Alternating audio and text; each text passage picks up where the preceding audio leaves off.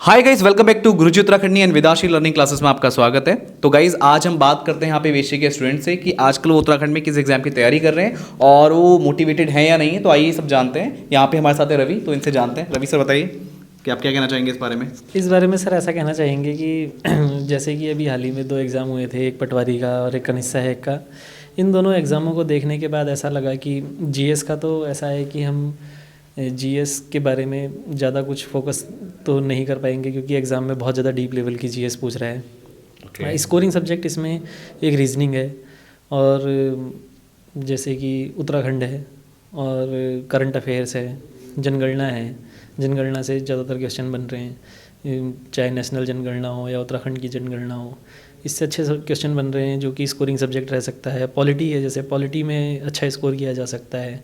लेकिन जीएस में बाकी जो सब्जेक्ट हैं, हिस्ट्री है, इनमें ऐसा कुछ नहीं कहा जा सकता। करंट अफेयर है, करंट अफेयर में अच्छे नंबर लाए जा सकते हैं और रीजनिंग में अच्छे नंबर लाए जा सकते हैं।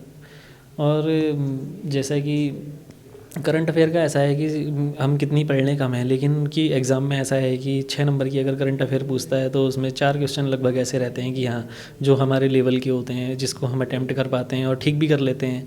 ऐसी पॉलिटी का है, पॉलिटी में भी 5 से 6 क्वेश्चन पूछे जा रहे हैं, और 5 से 6 क्वेश्चन जनरली पूछे जा रहे हैं। सामान्य आजकल जो गतिविधियाँ चल रही हैं उनके ऊपर के आर्टिकल पूछे जा रहे हैं, और जो देश में आजकल जो समस्याएं चल रही हैं या उत्तराखंड के एग्ज़ामों को लेकर के जो समस्याएं चल रही हैं उनसे रिलेटेड भी आजकल आर्टिकल पूछे जा रहे हैं। और इस हिसाब से लगता है कि हाँ, एक अच्छा एग्ज़ामिनर बहुत अच्छा पेपर सेटअप हो रहा है। पहले से ऐसा होता था कि रटा रटाया जैसा पेपर आ जाता था, लेकिन अब ऐसा है कि बिल्कुल रटा रटाया जैसा पेपर नहीं कह सकते हैं। अब थोड़ा सेंसिबल एग्ज़ाम आ रहे हैं। जैसे हिंदी बहुत ज़्यादा अच्छी डीप लेवल की भी हिंदी ऐसा नहीं कह सकते हैं कि बहुत ज़्यादा कठिन भी आ रही है, बहुत ज़्यादा इजी आ रही है। हिंदी भी अपने आप में नए क्वेश्चंस देखने को मिल रहे हैं, और जीएस में बहुत नए क्वेश्चन डीप लेवल के देखने को मिल रहे हैं। और पहले से ऐसा था कि मैं तो सरकारी एग्ज़ाम की तरफ को ज़्यादा नहीं जाता था, क्योंकि मैं प्राइवेट जॉब करता था पहले। 2016 में जब मैंने इंजीनियरिंग कंप्लीट करी थी, तो उसके बाद मैंने लगभग 2022 तक मैंने प्राइवेट जॉब करी। और फिर प्राइवेट जॉब में मेरे को एक ज़्यादा सिक्योरिटी फील नहीं हुई, क्योंकि बीच में जैसे कोविड आया, कोविड के बाद बहुत ज़्यादा प्रॉब्लम्स देखने को मिली। तो इस वजह से मैं गवर्नमेंट एग्ज़ाम की तरफ को आया। और लेकिन एग्ज़ाम की तरफ को आने के बाद यहाँ पर ऐसा हो रहा है कि एग्ज़ाम सही तरीके से नहीं कराए जा रहे हैं आयोगों द्वारा। कभी कुछ निकल के आ रहा है सामने, कभी कुछ निकल के आ रहा है। इस वजह से बच्चे बहुत ज़्यादा डिमोटिवेट हो जा रहे हैं। हम लोग ही बहुत ज़्यादा डिमोटिवेट हो जाते हैं इस वजह से कभी कभी। लेकिन यह है कि पढ़ाई नहीं छोड़नी चाहिए, पढ़ाई करनी चाहिए। भले ही नौकरी लगे या ना लगे, लेकिन इंसान को अपनी समझ के लिए और अपनी आने वाली जनरेशन्स को आगे सीख देने के लिए इतना तो हो जाता है कि हाँ, हम आगे किसी को बहुत अच्छी गाइडलाइन दे पाएँ।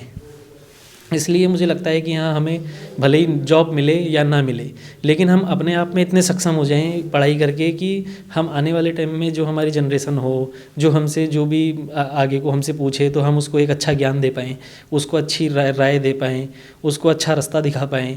जैसे कि हम लोगों को बहुत अच्छा रास्ता दिखाने वाले नहीं मिले थे, तो उस वजह से हम थोड़ा आज इस स्थिति में पहुँच गए हैं कि हम लोग सेंट्रल लेवल की तैयारी जैसे हमने नहीं करी। आज हम स्टेट गवर्नमेंट की नौकरी के लिए ही लगे हुए हैं। लेकिन ऐसा लगता है इन एग्ज़ामों को देख करके कि स्टेट गवर्नमेंट से अच्छा तो अगर हम सेंट्रल गवर्नमेंट की इतनी देर से तैयारी की होती तो सेंट्रल गवर्नमेंट में हमें रिज़ल्ट मिल चुका होता। स्टेट गवर्नमेंट में कोई भरोसा नहीं कहा जा रहा है, लेकिन अब ऐसा कह रहे हैं कि अच्छे से एग्ज़ाम कराएंगे, अच्छे से भर्ती कराएंगे। पता नहीं कब कराएंगे, इसका कुछ ऐसा कह नहीं सकते हैं। लेकिन जो भी व्यक्ति पढ़ रहा है वो ये सोच के ना पढ़े कि मुझे नौकरी मिलेगी। नौकरी नहीं भी मिलती है तो अपने आप में इतना काबिल बन जाए पढ़ाई करके, अपने माइंड को इतना डेवलप कर लो कि हम किसी से समाज में अगर बात करें तो उस व्यक्ति को फील होना चाहिए कि हाँ, हम ये व्यक्ति पढ़ा लिखा है, समझ है। ऐसा भी नहीं कि हम बिल्कुल रटा रटाया ज्ञान ही हमने ले रखा है। हम 4 लोगों के सामने बातें करते हैं तो उससे हमें पता चलता है कि व्यक्ति पढ़ा लिखा है या नहीं है। हम किसी को सामने अपनी डिग्री हासिल नहीं रखते हैं, लेकिन हमारे बोलने का ढंग, हमारे लोगों से बात करने का तरीका, हम इधर उधर जहाँ जाते हैं, हर चीज़ में एक सेंसिबल इंसान की, पढ़े लिखे की पहचान एक अलग ही होती है। इसलिए आप ये सोच के पढ़ाई ना करें कि हमें रिज़ल्ट नहीं मिल रहा है। रिज़ल्ट नहीं भी मिल रहा है तो आप अपने आप में इतने काबिल बन चुके हो कि आप आगे अपने लिए आप खुद अच्छा कर पाओ। Very good Ravi ji. तो अभी यहाँ से मैं आपसे ये पूछना चाहूँगा कि अभी आपका जो नेक्स्ट एग्ज़ाम है वो कब है और उसकी तैयारी आपकी कैसी है, तो उसके बारे में आप क्या कहना चाहेंगे। अभी हमारा नेक्स्ट एग्ज़ाम तो अभी 9 तारीख को फर्स्ट गार्ड का है।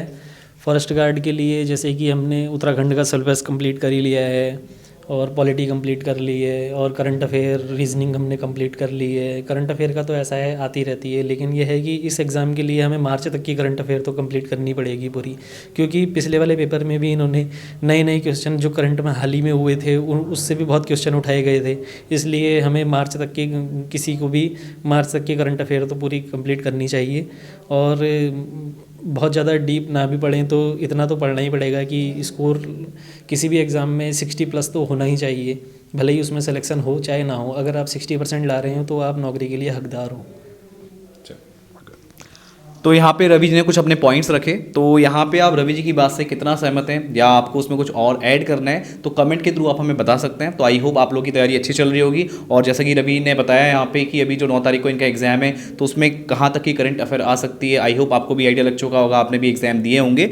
तो यहाँ पे कमेंट करके आप अपने विचार रखना मत भूलिएगा। तो हम मिलते हैं आपसे नेक्स्ट वीडियो में। आज के इस वीडियो में इतना ही। Thank you.